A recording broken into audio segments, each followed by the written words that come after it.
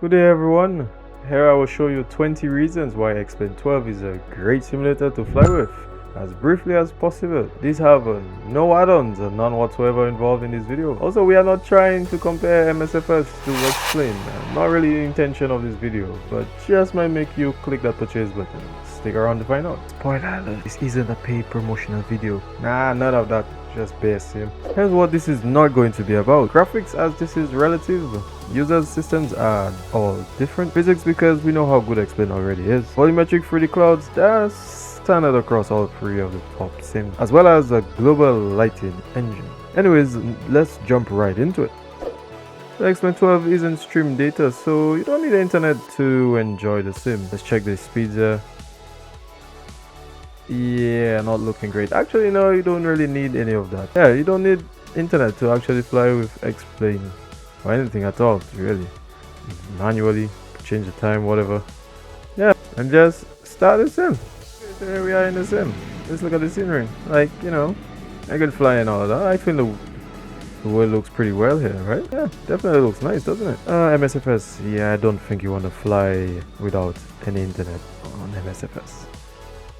Okay, so another cool feature, for example, if you go to Avitav, and you know some aircrafts actually have that already, like Tolis, you could just go on here and then click Navigraph or Chatbox if you fancy that instead. Obviously, in this Cessna aircraft here, you know, there's no way to check your chats here. Well, you know what? You don't need any add-ons. You could just literally just click M and go onto the map. And if you want to get to any of the runways, literally you could just zoom in and then you'll just see where the runways are. And what is good about it is also the taxiway lines here, as you can see. So if ATC tells you, you know, taxi to runway 4 left, then you know, via what is Bravo or something, or this is 09 via Mike or something, Bravo crossroad Mike or whatever, then there you go. So yeah, you get to the runway and you take off, or when you land you taxi, pressing M, look at wherever you are and then just taxi on to any other stand. At least you have something to look at instead of, you know, nothing at all, so you're not always lost. Yeah, I think that's pretty cool.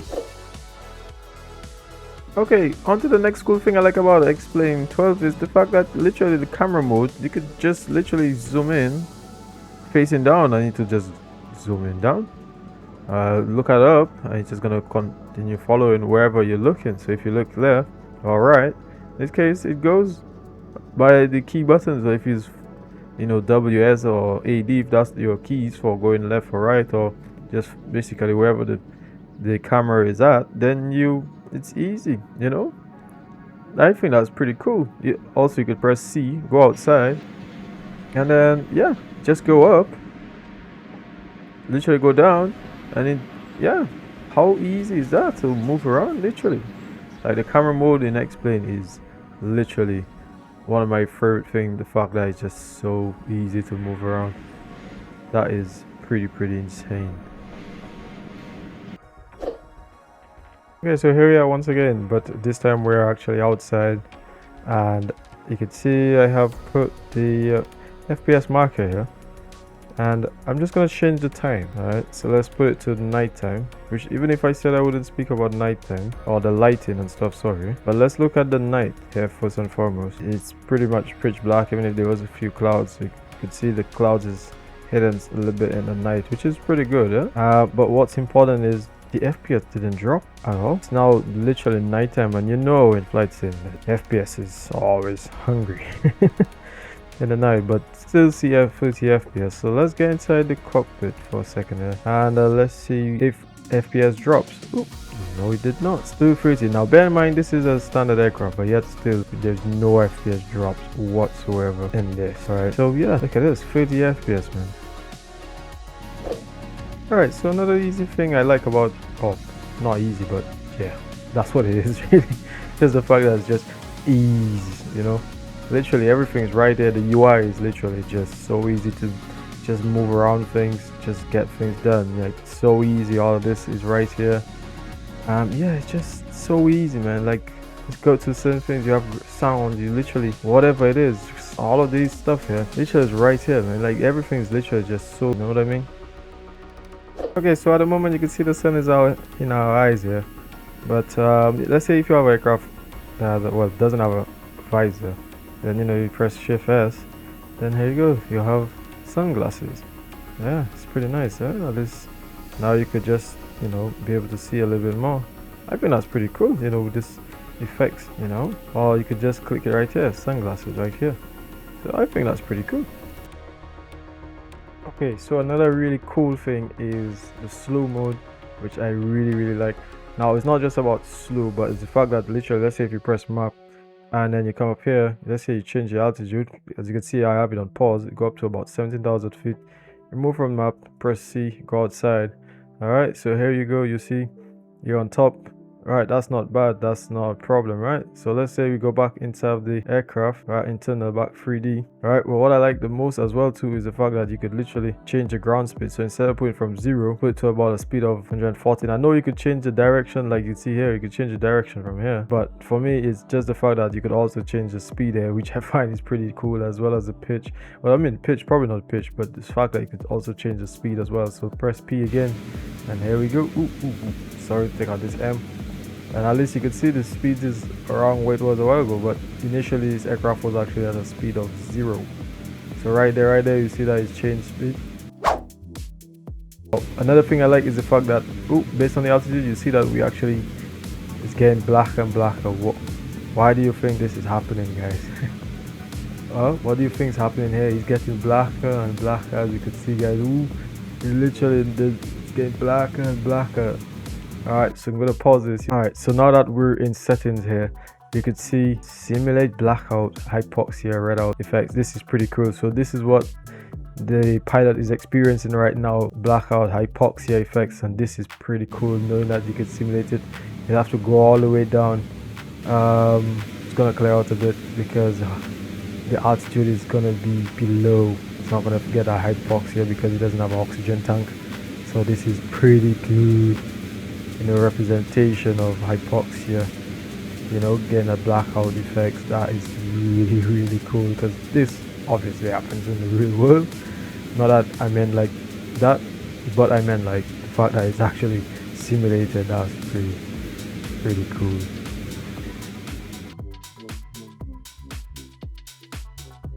Okay, so we are here in replay mode, and yeah, Xplane has replay, which is absolutely wonderful.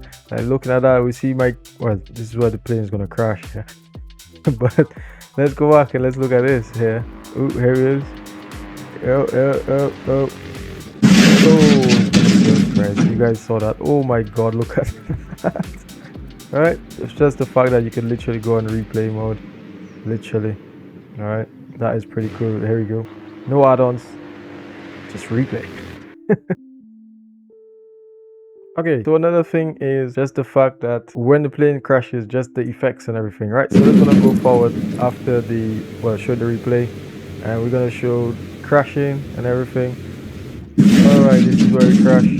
Alright, so look at the effects. You can see the aircraft is black, everything is destroyed, and like I said earlier, yeah, let's go back a bit. You could see here is another part of the plane over there. So let's just go back a little bit. Alright, come forward again. See the crash. There we go, and the plane's flying all the way wherever it's flying. That is funny as hell.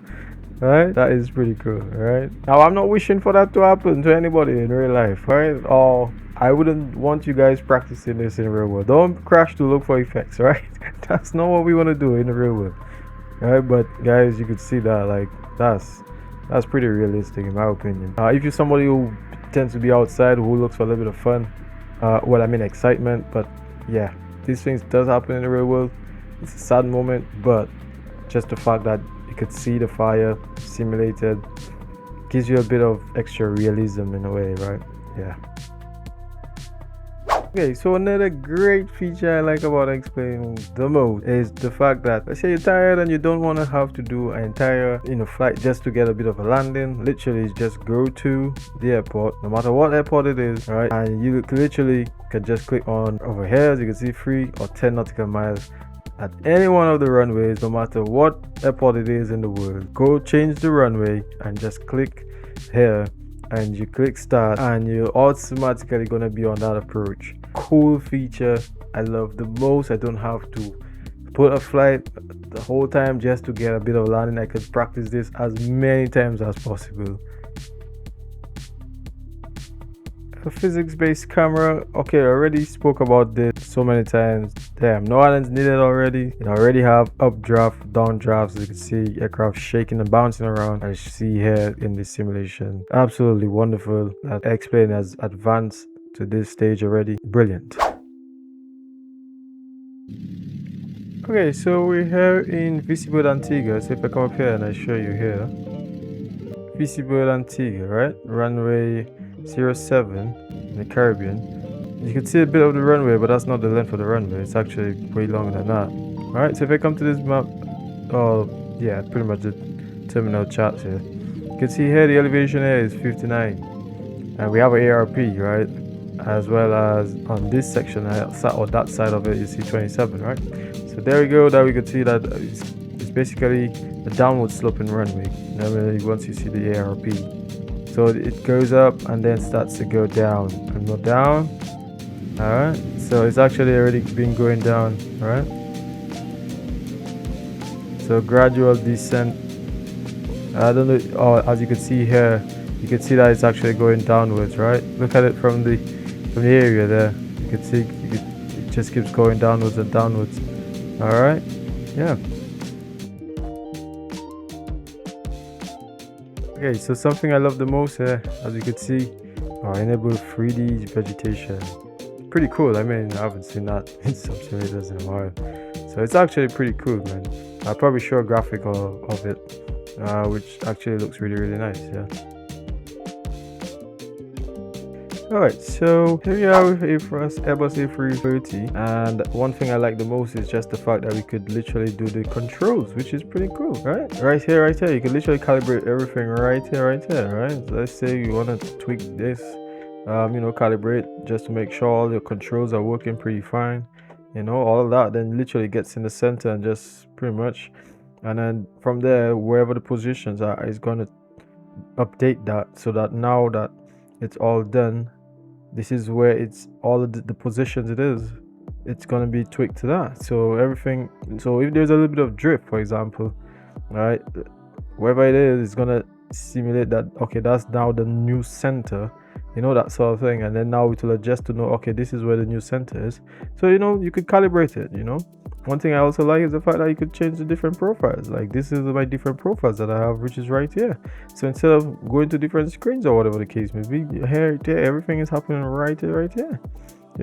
And also equally, you could change the axis right there. So in this case, let's say we go to the A350 one that I have, and this one is the nose wheel tiller. In this case here, I put it a little bit lower because I don't want, when I start to move my tiller a little bit here, then the tire just completely turns right away. I want to give it a little bit of a little bit of inertia before it actually turns, a little bit of a dead, what do you call it, a dead zone sort of, before it actually starts turning, or it starts turning a lot.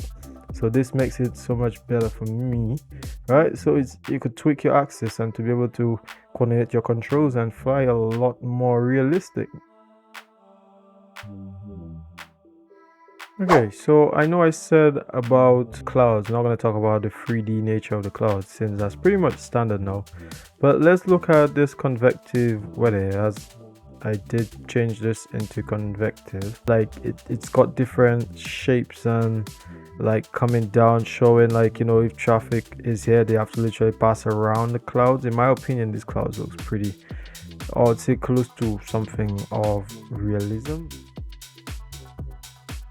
Now, this is something sometimes we don't take this into consideration, but this is very much pretty important. I really like this feature. The fact that with Xplane 12, you can literally decide what areas of the world that you want to install, so you don't have to install the entire world. If you're somebody that flies in America, you could just select America.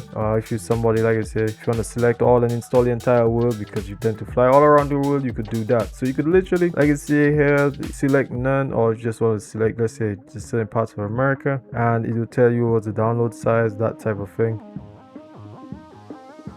This one is super cool. knowing that seasons, yes, I know Xplane 11 before didn't have much season, or didn't have automatic season or anything, but now in Xplane 12 you actually have seasons.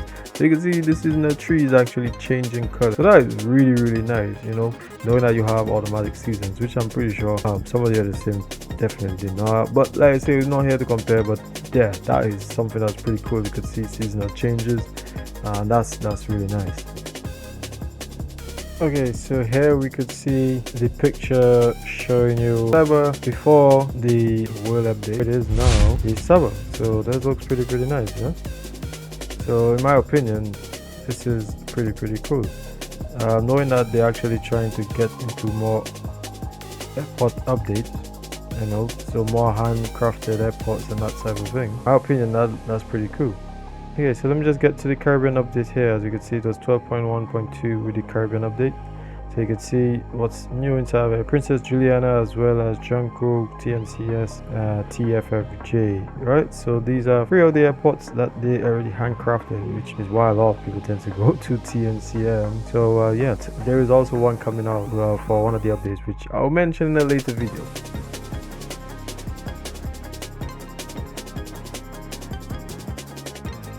Let's see how if I accelerate, and you can see in the back the frost. Look at the frost going all the way in the back, so you can see that more pronounced now, and you know, being a little bit more realistic, I would say.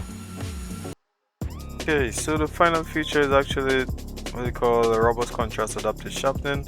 Now in MSFS there is DLSS to try to improve, but here you see we have this feature which is actually to improve the sharpness of the scene and also to improve readability of small text, as you see here, which I find does work for some aircraft, but not always.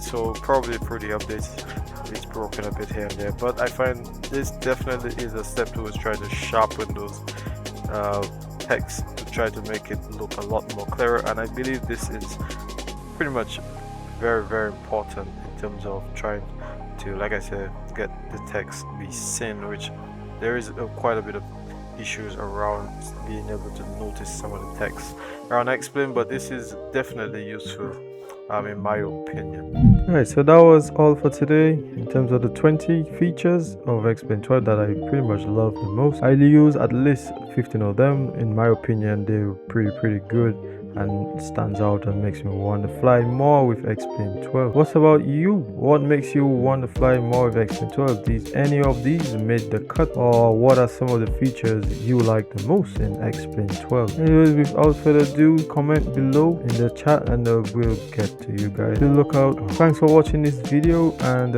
we'll see you guys on the next one. Have a good day. Bye bye.